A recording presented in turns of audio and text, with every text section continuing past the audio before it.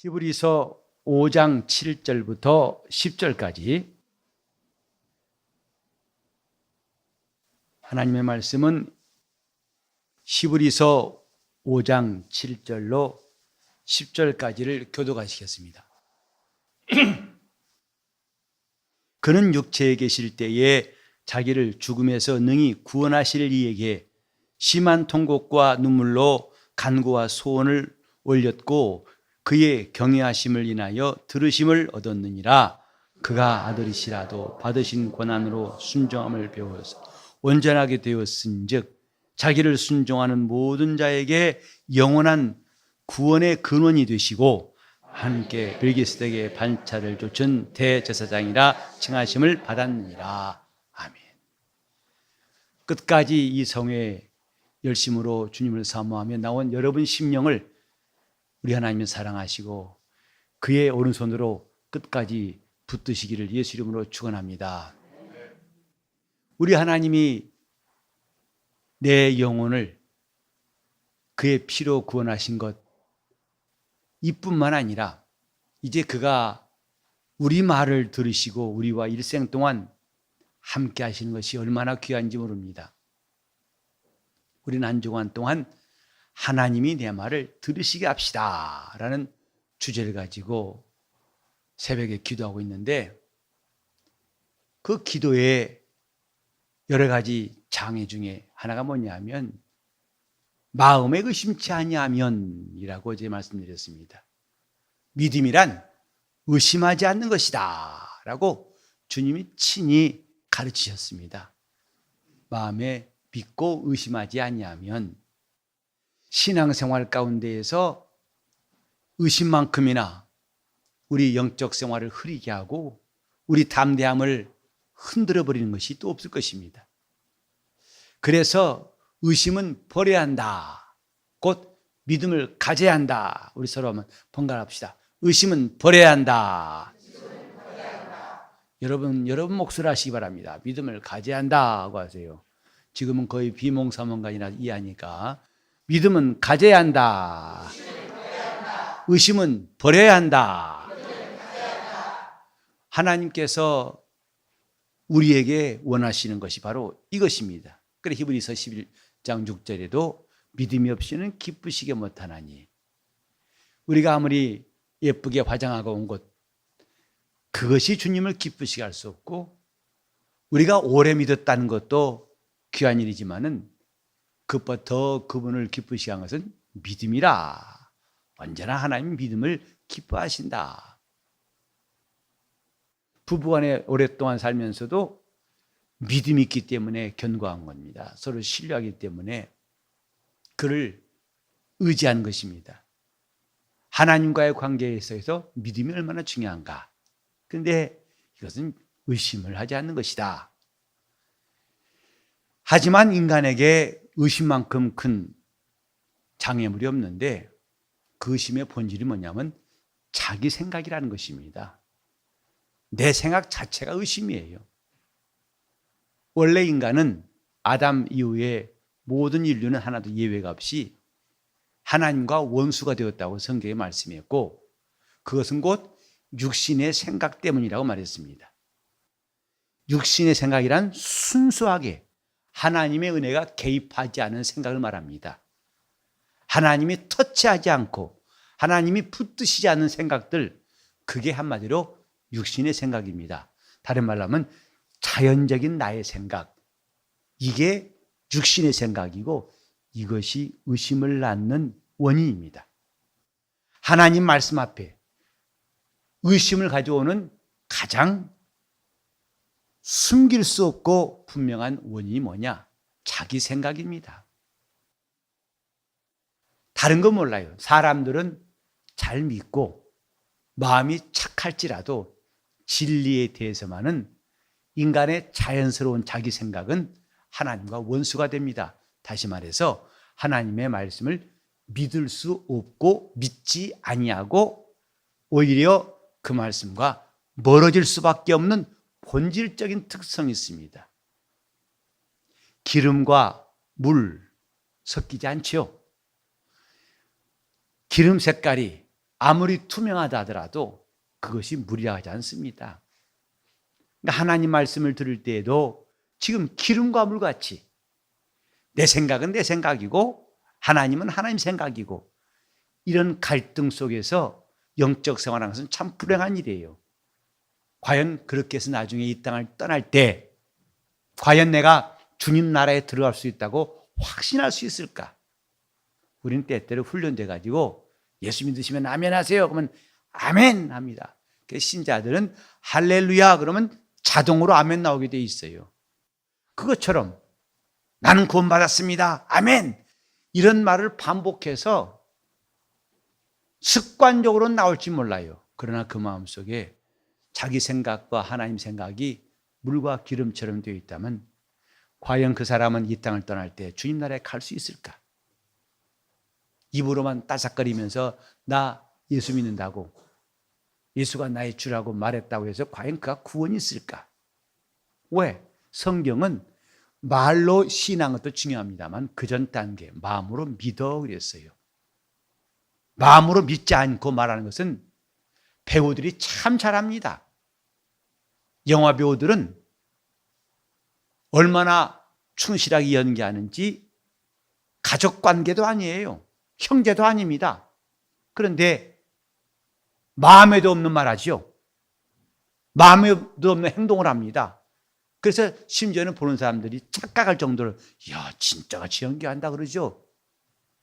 그러나 실제로 그는 연기하지만 상대방을 내 아버지라고 내 아내라고 내 남편이라고 인정하지 않습니다. 연기할 뿐입니다. 물과 기름처럼.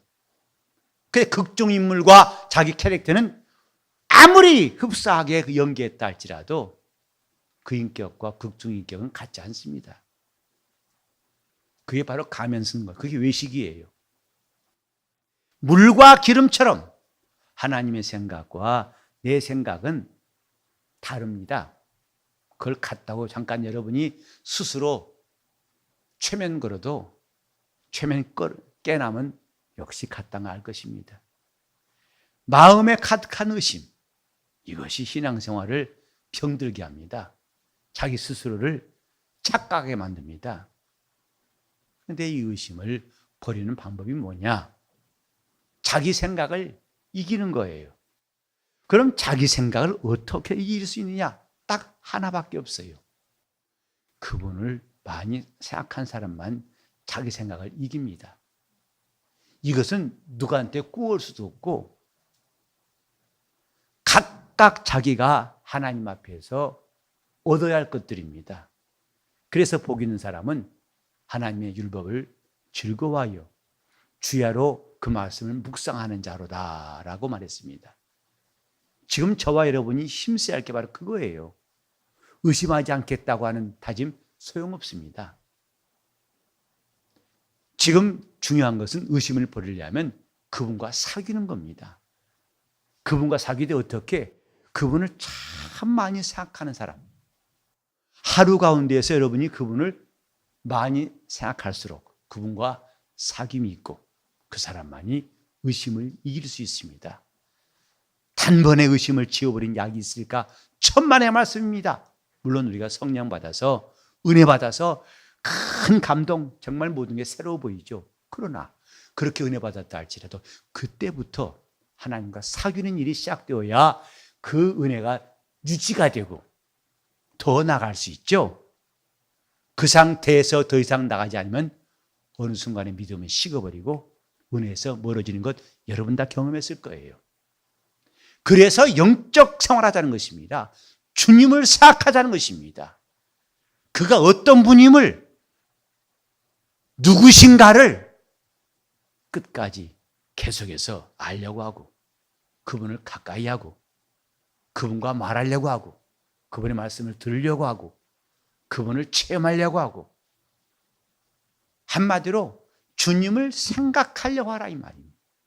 그것이 믿음이 자라는 방법, 다른 말로 하면 의심을 이기는 방법이에요. 나는 우리 교회에서 앞으로 좀 이렇게 주님 말씀을 붙들고 그 말씀을 깨달으려고 공부도 하고 묵상도 하고 그 다음에 그 말씀이 주시는 감동도 서로 나누기도 하고, 우리 셀 모임이 그런 모임 됐으면 좋겠어요.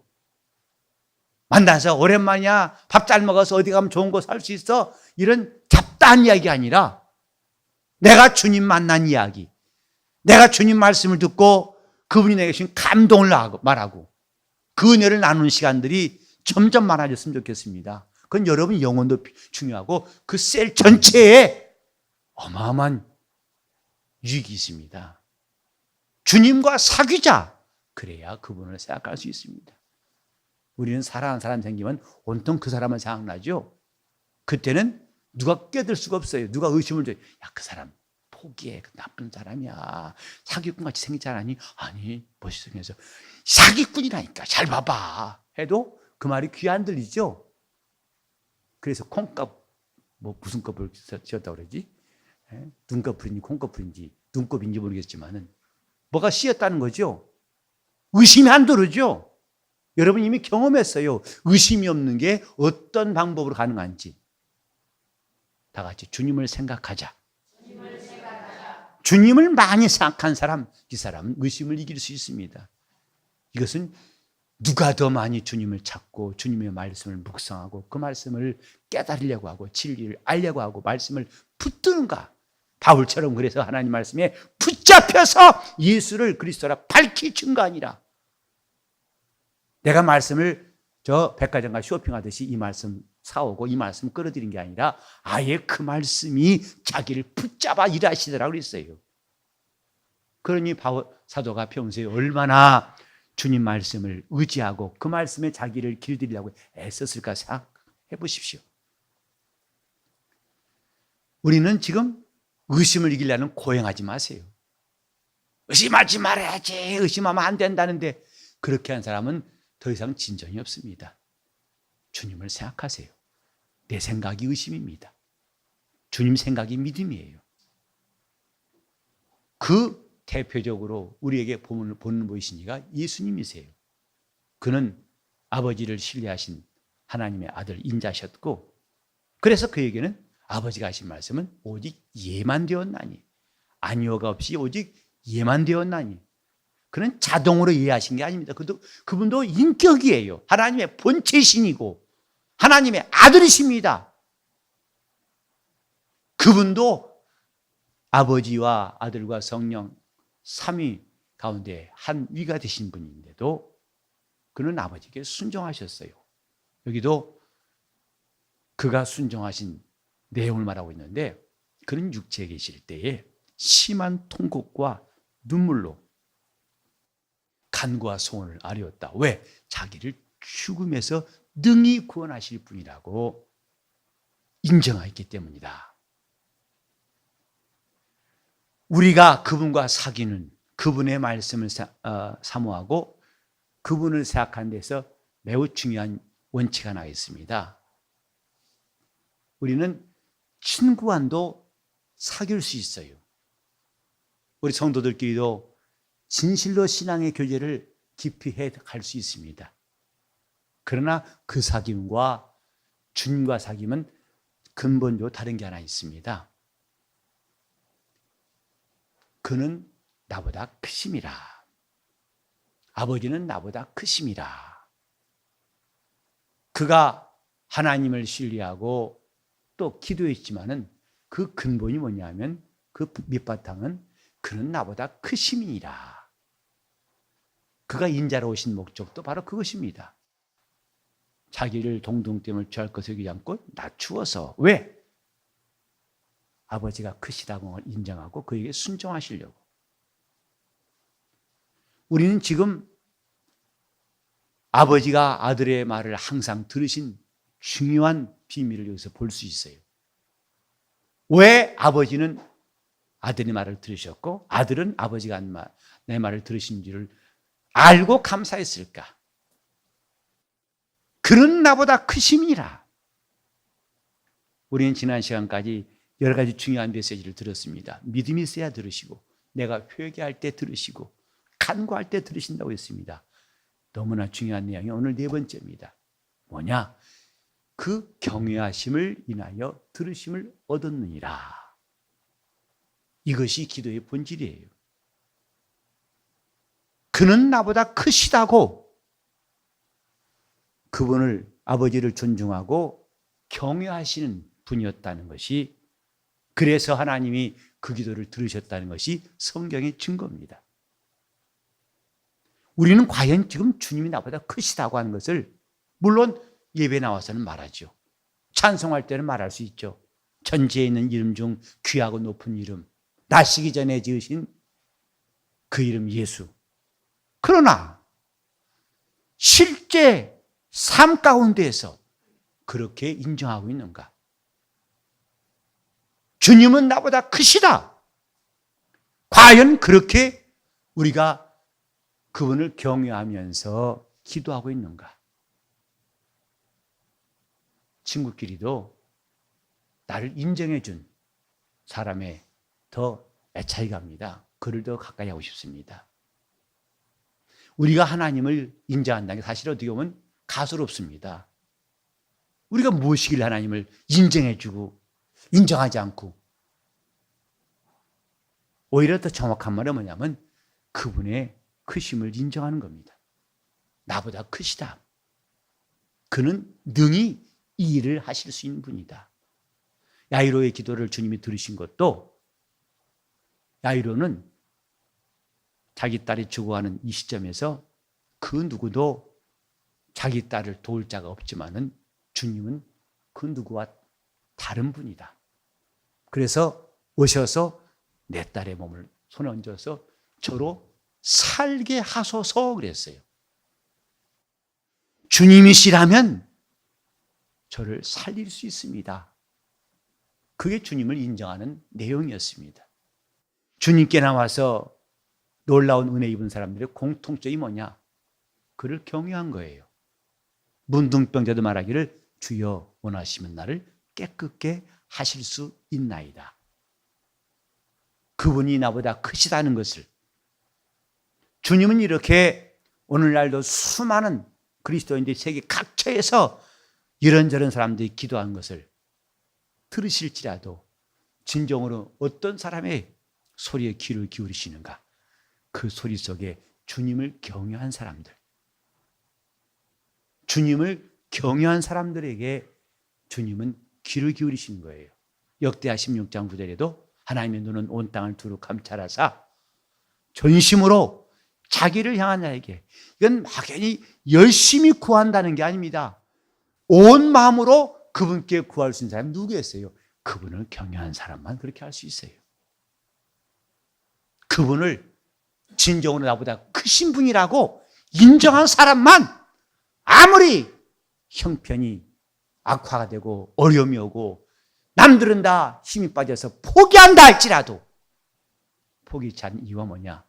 그분을 경외하기 때문입니다. 이 7절에 그의 경외하심을 인하여 들으심을 얻었느니라. 이번 성의 가장 중요한 메시지라고 저는 생각합니다. 하나님은 자기를 경외한 자를 들으십니다. 그를 존중하고 그를 나보다 크신 분이라고, 내가 할 수 없는 것을 능히 하시는 분이라고 인정하는 자를 하나님은 들으신다, 이 말입니다. 우리 가운데 허물염 자가 있을까요? 우린 피차간에 남을 판단하는 말들 종종 합니다. 나보다 못하다는 뜻이죠. 그런 생각 안 해본 사람 있을 겁니까? 다 늘 나보다, 우리 교회 성도들 가운데 한 사람도 나보다 못한 사람이 없다. 다 나보다 낫다. 나보다 낫다. 내가 나은 게 아니라 다 나보다 낫다. 아마 이 생각으로 지금까지 교회 생활을 해오신 분이 있다면 그는 대단한 분입니다. 우린 종종 나보다 못해. 저 사람 이래서 못하고 저래서 못하고. 하지만 우린 남에 대한 존경, 그를 갖다가 존중하는 것도 중요합니다. 그것은 주님을 경외할 때 나오는 겁니다. 그분 말씀에 의해서, 남을 낮게 여기라 하신 말씀에 의해서 남을 존중하는 것이죠. 그러려면 먼저 그분에 대한 경외함이 있는 사람이 가능하다, 이 말이죠.